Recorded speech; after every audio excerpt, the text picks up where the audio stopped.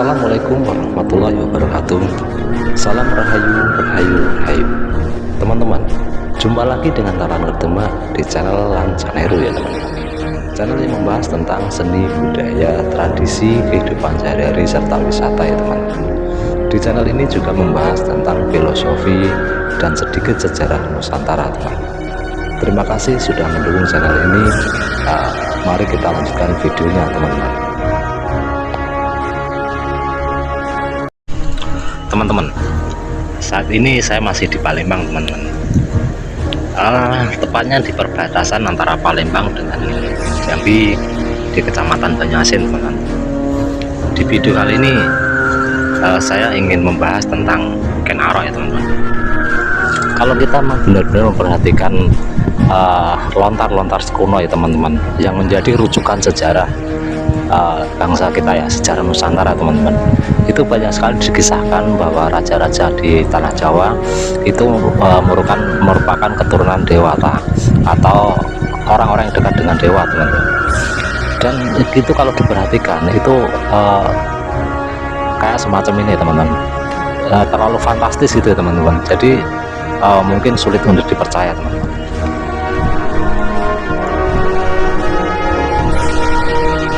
Di dalam kitab yang kitab-kitab kuno yang menjadi rujukan sejarah tersebut ya teman-teman, itu penggambarannya dengan cenderung lebih ke mistis dan mitologi teman-teman.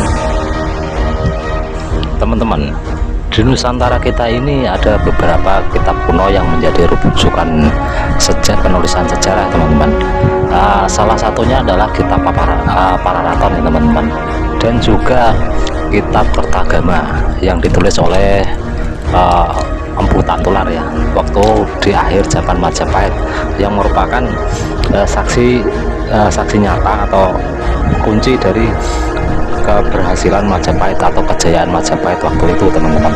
Sedangkan di kitab Pararaton ya teman-teman, itu banyak sekali diceritakan kisah-kisah para raja di tanah Jawa yang merupakan keturunan silang dari antara manusia dengan dengan dewa ya teman-teman. Contohnya adalah Ken Arok. Ken Arok itu dipercaya sebagai seorang raja keturunan dari dewa Brahma yang menikah dengan Ken Endok ya teman-teman. Dan di situ juga dituliskan tentang kesaktian para raja yang bersumber dari para dewa teman-teman, yaitu para raja itu mendapatkan kesaktian dari para dewa yang merupakan leluhurnya. Padahal secara logika teman-teman, itu tidak akan mungkin terjadi. Para dewa tidak akan mungkin menikah dengan manusia teman-teman, apalagi memberikan kesaktian kepada manusia, karena para dewa dengan manusia itu memiliki alam dan kehidupan yang berbeda teman-teman. Jadi itu rasanya tidak mungkin. Tetapi kitab Pararaton itu masih tetap menjadi rujukan utama untuk penulisan sejarah, terutama dimulai dari kisah kelahiran Ken Arok sampai Ken Arok menurunkan raja-raja di tanah Jawa, sampai pada akhir kehancuran Majapahit ya teman-teman. Di dalam buku Babat Tanah Jawi teman-teman, itu lebih banyak lagi ada kisah-kisah mitologi, yaitu dulunya tanah Jawa itu pernah memiliki peradaban yang dipimpin para dewa ya teman-teman. Bahkan antara manusia dengan dewa itu saling berebut kekuasaan. Itu semua tertulis di Babat Tanah Jawi teman-teman. Contohnya adalah itu ketika Prabu Watugunung ya, itu berusaha untuk menyerang Prabu Watugunung dari kerajaan Gilingwesi teman-teman. Itu berusaha untuk menyerang Suralaya, yaitu Batara Guru, untuk memperistri salah satu bidadari dari sana teman-teman. Kemudian Batara Guru itu memerintahkan Dewa Wisnu untuk mengalahkan Prabu Watugunung teman-teman. Setelah Prabu Watugunung bisa dikalahkan dan tewas, itu Batara Wisnu dan Batara Brahma itu diperintahkan untuk menjadi pemimpin di dunia, yaitu khususnya di daerah di Pulau Jawa teman-teman. teman-teman. Dari sinilah mulai lahirlah keturunan-keturunan dari Dewa Brahma itu yang menjadi raja-raja di tanah Jawa ya, teman-teman. Itu mulai dari Kerajaan Daha, Kerajaan Kediri, Kauripan, Singasari, Pajajaran, Sriwijaya, dan lain-lain, teman-teman. Dari sini nampak jelas sekali bahwa di kitab Babat Tanah Jawi ini menuliskan bahwa raja-raja di tanah Jawa itu merupakan keturunan silang antara manusia dengan dewa ya, teman-teman.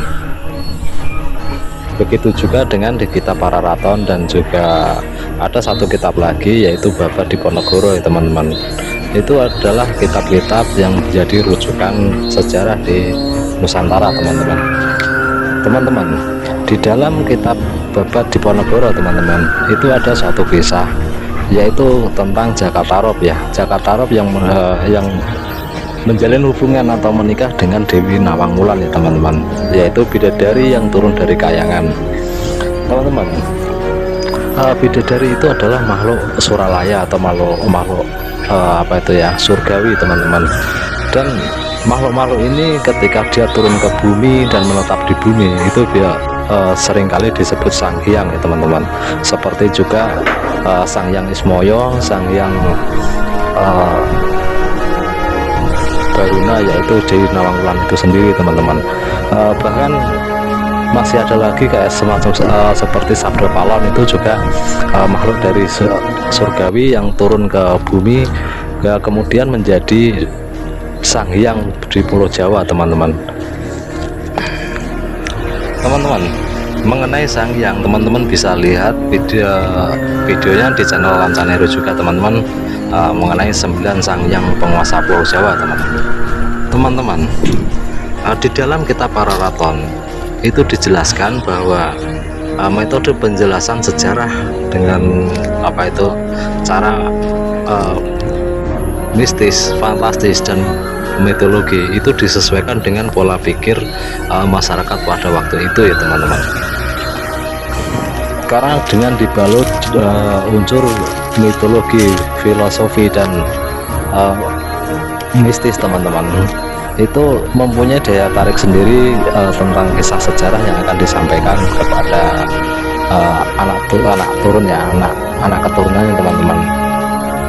Karena pada waktu itu, pada abad ke-15, 16, dan seterusnya itu, pada waktu itu tidak mudah kita membuat sebuah catatan atau membuat sebuah buku ya, teman-teman. Karena untuk menulis sebuah buku itu kertas belum ditemukan, dan pada waktu itu hanya menggunakan daun lontar dan menggunakan alat yang berupa paku yang khusus untuk menulis, teman-teman. Tidak semua orang bisa menggunakan alat ini, teman-teman. Jadi untuk membuat sebuah kitab saja membutuhkan waktu bertahun-tahun ya, teman-teman. Untuk itu kitab-kitab itu harus diringkas dengan menggunakan sebuah syair, pantun, ataupun dengan gending atau dan sebagainya, teman-teman, yang membentuk sebuah kisah cerita yang butuh pembelajaran dan pemahaman secara detail, teman-teman. Teman-teman, begitulah yang bisa saya sampaikan di video kali ini. Mudah-mudahan bermanfaat dan menambah pengetahuan teman-teman, agar teman-teman tidak bosan dan bisa menyukai sejarah ya, teman-teman. Karena sejarah itu adalah kilas balik hidup kita, teman-teman. Dengan tahu sejarah kita bisa mawas diri, kita bisa mengetahui potensi apa yang kita punya, dan pada akhirnya lebih mudah kita memiliki kesempatan untuk mengoptimalkan skill dan kemampuan kita, teman-teman. Mudah-mudahan apa yang saya sampaikan ini ada manfaatnya. Sampai di sini dan sampai jumpa, teman-teman. Wassalamualaikum warahmatullahi wabarakatuh. Salam rahayu, rahayu, rahayu.